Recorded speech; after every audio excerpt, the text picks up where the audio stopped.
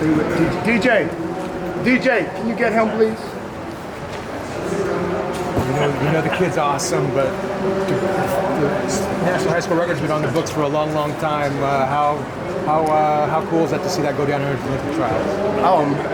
I'm still in shock, really. I mean, we knew we can do it, and that wasn't the goal to go break the record. The goal is to come here and to not just spectate, not just to participate, but to compete.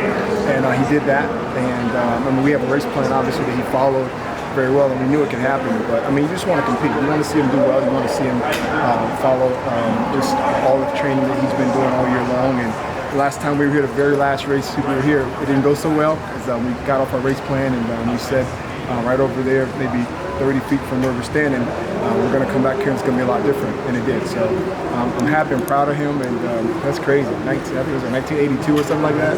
So that's pretty crazy. You do this 3 times in a row? I can do none of it because guess what? You don't want to see me on the track. But he can. I mean, again, we train for this. One of the things that makes me laugh and just kind of makes me scratch my head at the same time is when, the prognosticators say what can and cannot happen. I think someone said, if you believe you can, you believe you can't. Both those people are right. Which one are you? And not only do we believe we can, but he's already proved it. Back at Penn Relays, he went 44.3 and 44.6 within 5 hours. So I really don't listen to the people who say that it can't happen. We have a race plan, and we train for this.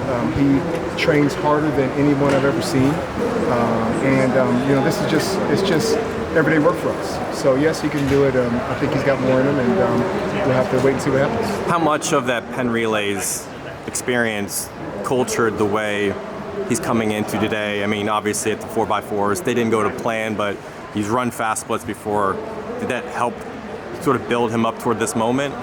Yeah, I mean, well, Penn's was just really a microcosm of what happens in our training system, our training plan. We don't do a lot of over distance. We definitely don't overrun the kids. It's funny when people are saying, my friends and coaches tell me I need to stay off the internet because everybody has an opinion saying we're running him too much. I mean, that was his 4th quarter all season long, right?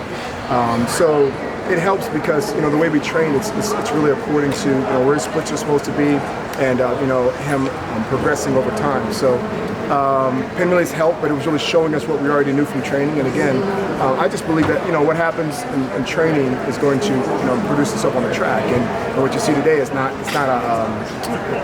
by chance, not by happenstance. It's because he's working on this every single day. And he's the type of kid who's locked in. He wants to know the numbers. He challenges me, not in a disrespectful way. He challenges me to get better. So I'm staying up wee hours in the morning trying to figure things out down to the 100th. Believe it or not, we split things in 50s, not just hundreds. And we watch patterns, and we have different philosophies. But it doesn't start now. It started back in September. Penn Relays, to answer your question, helped us do what we knew we can do, but it also gave him the confidence that, hey, if you're talking about, 3 quarters in 4 days, how about we do 2 in 5 hours? And, he showed that it works. So 44.6 though, no surprise at all when you saw that time pop up? No, sir. No, he did we did a test. We do test runs in the fall, so we did our fall test run, I think, in October. And we did 45-second test runs, and I think he hit something like 399.2, and I had to look at the clock like twice and say, wait, was that a 45-second test run or was it a 43-second test run? So we knew he had it in him. So what we had to do with him, we just had to manage and make sure we don't give him too much. I think sometimes when you have athletes that are talented, we try to do too much too soon, or we try to overload, but less is more in this case, and let's work on the technical components. We're very big, as some of you know who know me, very big on the technical components of sprinting. So when he got here, we had to teach him how to sprint.